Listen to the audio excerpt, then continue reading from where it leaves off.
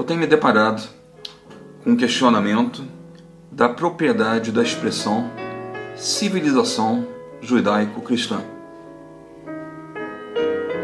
Esse questionamento, ele não vem descontaminado, ele não é apenas uma injunção cultural, uma investigação histórica.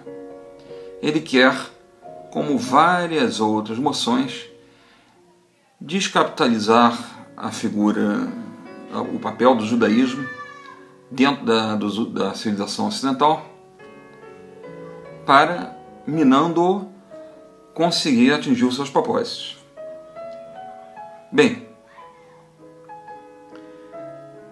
o islamismo tem grande interesse em esvaziar essa história dos judeus aqui. Os motivos são óbvios, Afastando os judeus de qualquer protagonismo, é possível enfraquecê-los. Enfraquecendo-os, é possível destruir Israel.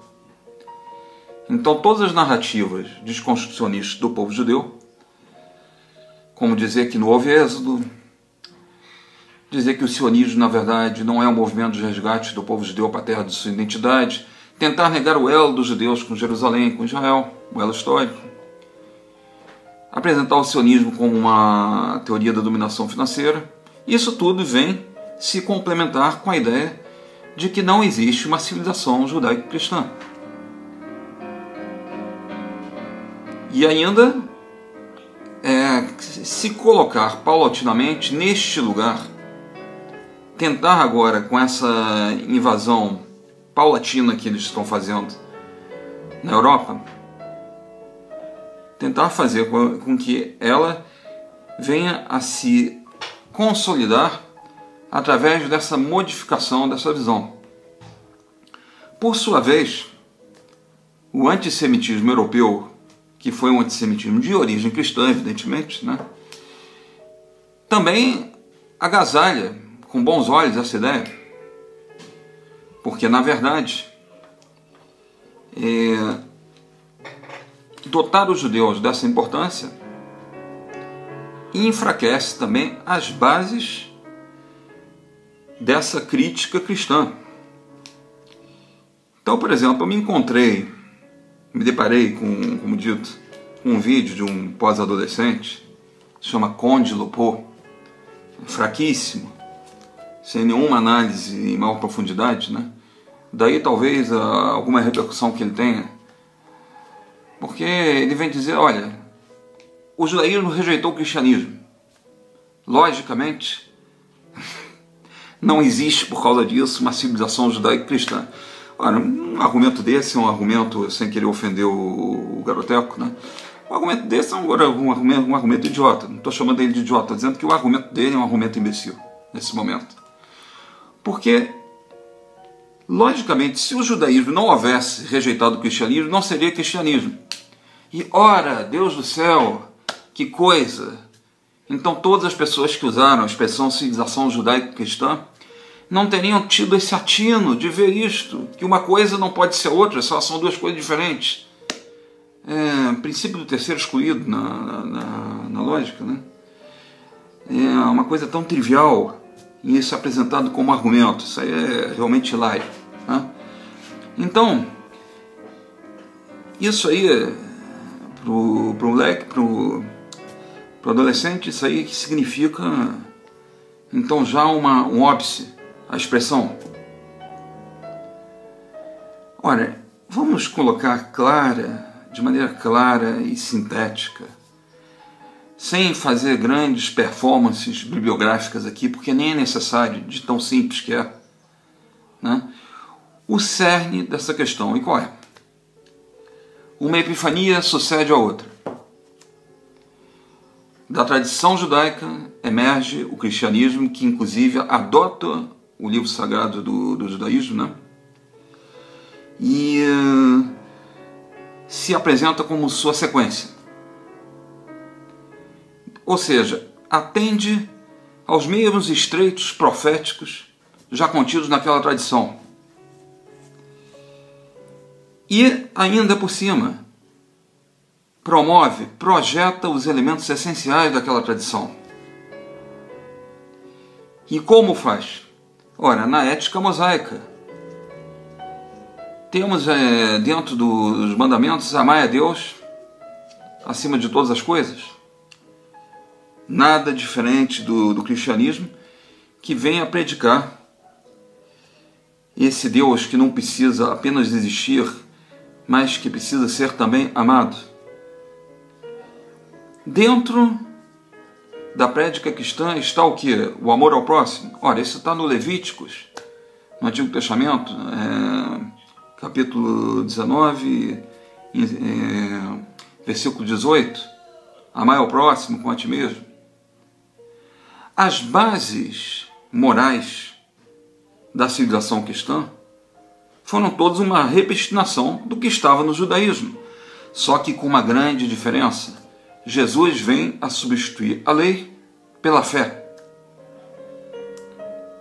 Então a fé é capaz de redimir. E um Deus de amor passa a despejar o seu perdão, as suas bênçãos, e assim a instaurar um elemento salvacionista, quando antes havia um Deus que se manifestava pela lei. Mas esse amor divino está longe de não constar dentro do judaísmo. Foi apenas uma maneira diferente da relação dos homens com o alto, com esse fundamento teológico, ontoteológico, com esse fundamento divino. Então, a partir daí, a partir do momento que se compreende isso, já se percebe a grande baboseira que é ficar falando que não existe um elo, que não existe uma continuidade entre o judaísmo e o cristianismo. Claro que existe. Os elementos são evidentes. Muito bem. Agora, o cristianismo, o que ele faz? O cristianismo, ele chega no centro da Europa e ele chega estabelecendo um diálogo com o helenismo. Ele adota a forma helênica para que possa robustecer suas teses, para que possa parecer palatável ao pensamento ocidental, pensamento lógico, racional. Ele se perde, em essência, ele se extravia da tradição semita esotérica, em que a cosmovisão é dotada de revelação, e ele vai adotar o modo argumentativo do helenismo através da escolástica. Essa imagem e semelhança em Deus, que já estava por sua vez também no Gênesis, ela é recolhida pelo cristianismo e se torna o centro fundamental do conceito de pessoa. A pessoa é uma unidade que reflete Deus. O homem é feito a imagem e semelhança de Deus, e essa dignidade, assim, ela é pontuada pelo cristianismo, mas ela nada mais é, mais uma vez, do que a reverberação do que já constava no judaísmo. Mas o que acontece aí? Sucede que os pais da igreja, entre eles o maior, que é Agostinho, que eu coloco quilômetros de distância acima de Crisóstomo e outros, Agostinho, infelizmente, diz que os judeus devem existir agora apenas com prova da expiação, com prova da culpa, e que devem se converter. Agostinho paternaliza, assim, a teologia da substituição. A velha aliança haveria substituído a nova aliança. Aliás, falei o contrário. A nova aliança substitui a velha aliança, e daí em diante é pelo pacto renovado em Cristo que continua a existir a salvação. a Shekinah, o caminho aberto, o caminho reinstaurado pela vinda do Messias. E o Messias nada mais é do que, outra vez, uma profecia judaica, a vinda do Messias. E com essa ideia, o cristianismo vai se abastecendo cada vez mais de um sentimento de distância para com os judeus, mas não distância das suas heranças tradicionais e nem mesmo distância da sua manutenção. Distância apenas do elemento étnico, onde os judeus passam a ser isolados como uma heresia por não haver a sua conversão ao cristianismo. Um documento de extrema importância que vem justamente a confirmar a erronia dessa doutrina está numa publicação de 2015 do Vaticano, onde se afirma, finalmente, que Deus não anulou o seu pacto com o povo judeu. Eu vou ler a frase aqui desse documento. O cristianismo e o judaísmo são interligados e Deus nunca anulou o seu pacto com o povo judeu. Na própria Bíblia, há carradas de versículos que militam no sentido contrário da presunção de que esse pacto teria sido anulado. Do mesmo modo, não se pode dizer, sob o palio do Antigo Testamento, que os gentios, que aqueles que não pertencem ao povo judeu estariam excluídos. Muito pelo contrário. Para os judeus, a vinda do Messias significa a redenção de toda a humanidade, de todos os povos. Apenas os judeus não reconheceram em Cristo o Messias.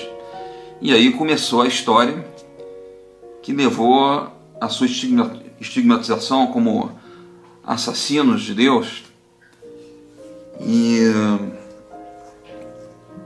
todo esse mar de sangue que daí decorre.